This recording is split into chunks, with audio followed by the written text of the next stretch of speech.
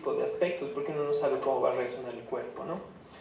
Entonces, todos los cigarrillos son dañinos, como ya también lo adelantó la doctora Cortés, ¿no? Toda exposición al humo del tabaco puede causar daños, tanto inmediatos como a largo plazo. Y no existe ningún nivel de exposición de humo del tabaco que sea seguro, y obviamente no existe cigarrillo que sea también más seguro.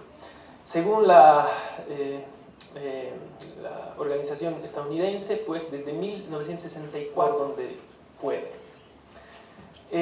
Los químicos son modificados en el cuerpo humano por el hígado, ¿no es cierto?, por el sistema de detoxificación mediados por citocromo P, que prácticamente va a ser cómo metabolizamos todos los medicamentos, ¿no?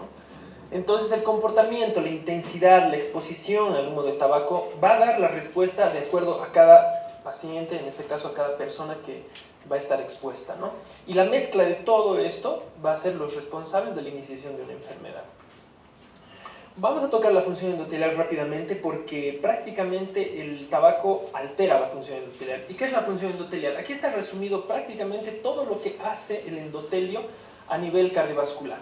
Vasodilatación, trombólisis, o sea, lisis de trombos, evitar la agregación plaquetaria, disagregación plaquetaria, antiproliferación y lipólisis. En un paciente normal, esta función endotelial tiene estas características mediadas por óxido nítrico, la prostaciclina, la bradicinina, péptido natriurético, a nivel de la trombólisis por la activador del plasminógeno tisular, proteína C, los factores de von Willebrand, todo, ¿no? Entonces, cuando existe una disfunción endotelial, cuando el endotelio está enfermo, prácticamente todo se altera. Hay vasoconstricción, hay trombosis, hay adhesión de moléculas, hay estimulación de los factores de crecimiento y obviamente inflamación. Todo esto es fundamental para lo que vamos a ir avanzando para la prevención de enfermedades cardiovasculares. Este es un poco fastuoso flujograma de cómo es que todo eso actúa. El humo del tabaco, tanto activo como pasivo, al final, aquí abajo, lo que les decía, disfunción vasomotora, hay aumento de los procesos trombóticos, disminución de la fibrinólisis, hay aumento de los leucocitos y la activación plaquetaria, aumento de la peroxidación de lípidos, adhesión e inflamación molecular y proliferación celular por todo lo que hemos mencionado, que prácticamente se resume con disfunción endotelial, y esto va a dar progresión a enfermedad cardiovascular. Disfunción endotelial y tabaquismo.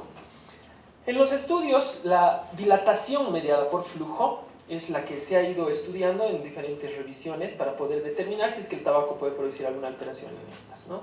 Y, lógicamente, sí, se encuentra alterada por el consumo de tabaco. Y se ha visto que esta dilatación mediada por el flujo mejora importantemente un año posterior a la cesación tabáquica.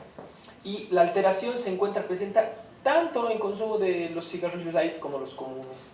Y el humo de segunda mano también produce esta alteración en jóvenes que también un año después de la cesación mejora.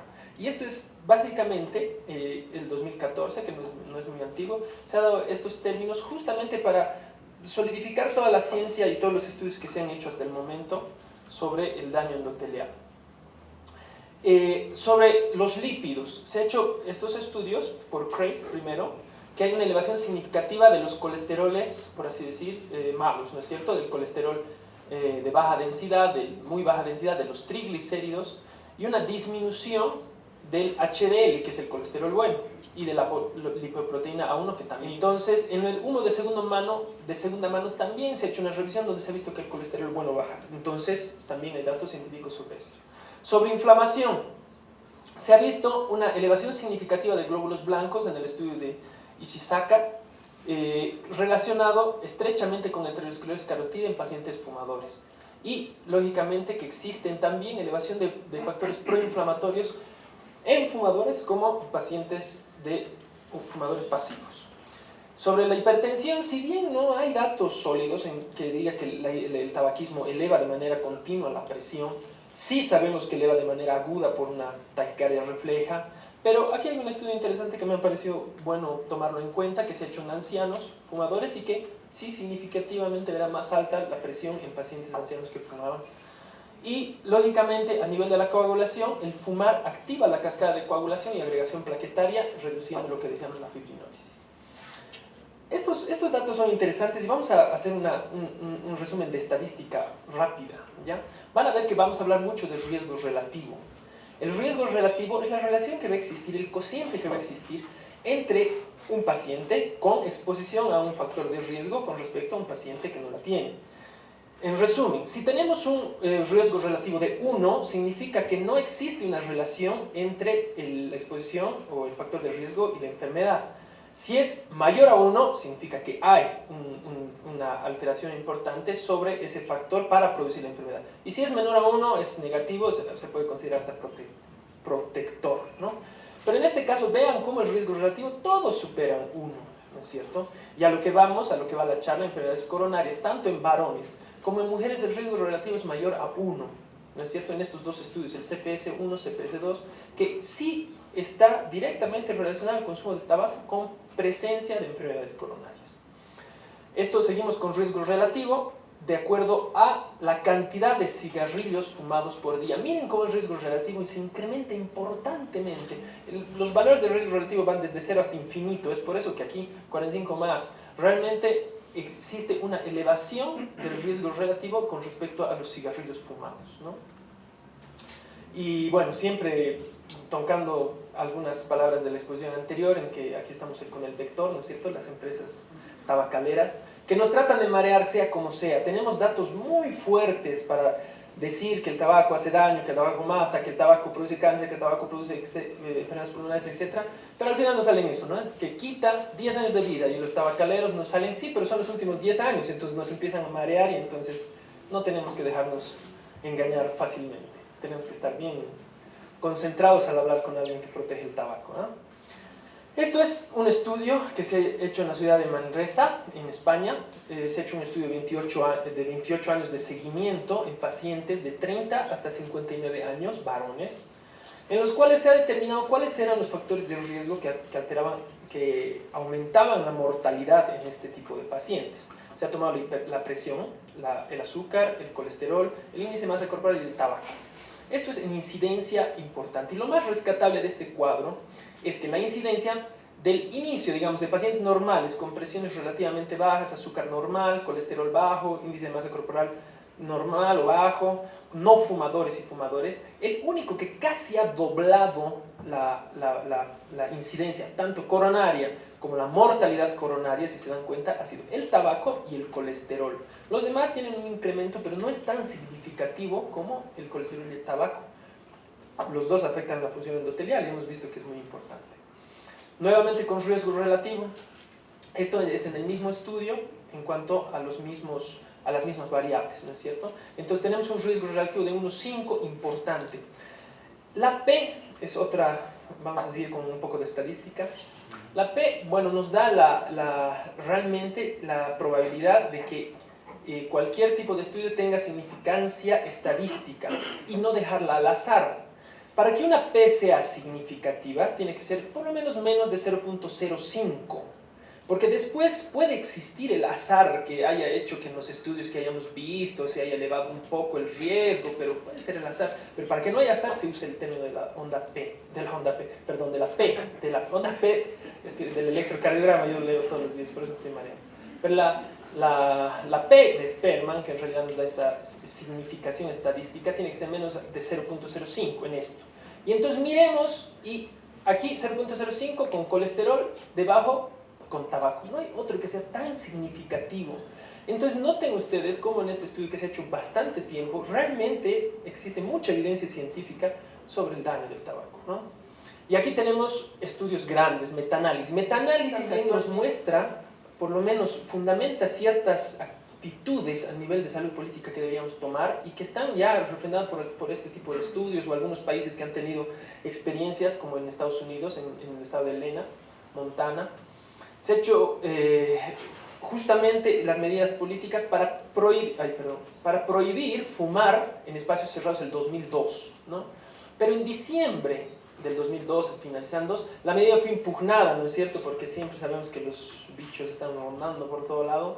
Entonces se ha levantado esa medida y miren cómo la admisión por infarto en ese estado, durante la instauración de los de las medidas 100% libres de humo de tabaco, que es la que luchamos todos, ha habido un descenso muy importante sobre la admisión de infartos de miocardio en este estado. Pero después, cuando ha dicho no se puede, entonces se han vuelto a elevar. Esto es algo pues, bastante interesante y bastante práctico que nos hace pensar en qué tenemos que hacer. Y estos son todos los estudios, también todos con porcentaje de reducción con respecto a las medidas tomadas para el infarto. Entonces, una de cada 3 muertes por enfermedades cardiovasculares es causada por el tabaco. Eleva 2 a 4 veces. Yo a mis pacientes les digo 5 veces porque tenemos que ir un poquito hacia arriba siempre redondear. Pero es importante la producción de infarto por el tabaco, ¿no? El humo de segunda mano aumenta 30% en las enfermedades cardiovasculares, ya lo hemos revisado con el doctor Cortés. Aumenta el riesgo de ataque cerebrovascular también en un 25%. Bueno, estos son datos de Bolivia que prácticamente sí los hemos revisado también ya antes, ¿no es cierto? El tabaquismo responsable en Bolivia anualmente 2.425, ¿no? Tanto por enfermedades cardíacas. Y bueno, en total 4.488 muertes por año. Todas las enfermedades que en Bolivia son atribuibles al consumo de tabaco, ¿no? Anualmente, lo que ya habíamos dicho, enfermedades cardíacas, pues de 1.000 para arriba.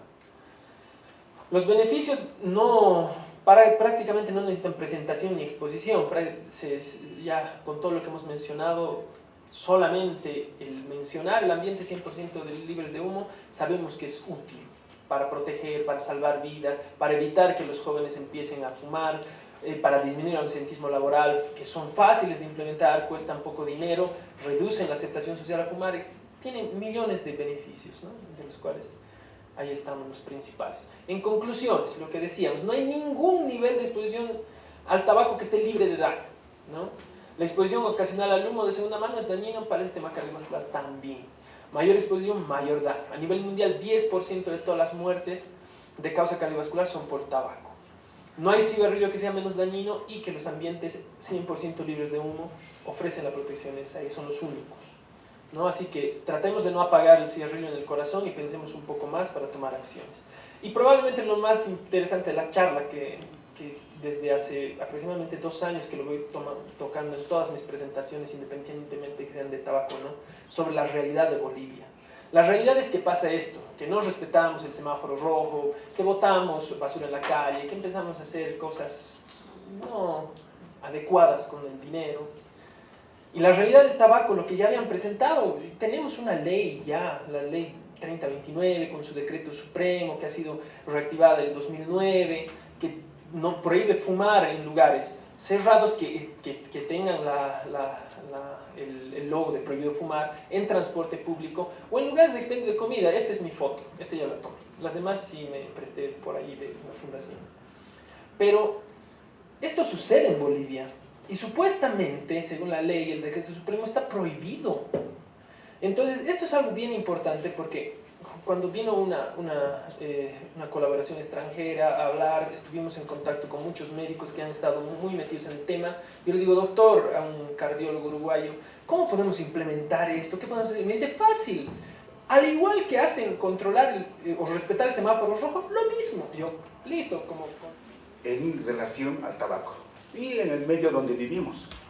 Justamente empezando esto porque hace pocos días falleció una colega que fumaba por lo menos una cajetilla al día, ¿no? Y como acá el doctor Quiroga nos dijo, la relación que existe entre el tabaco y las alteraciones vasculares a nivel del corazón.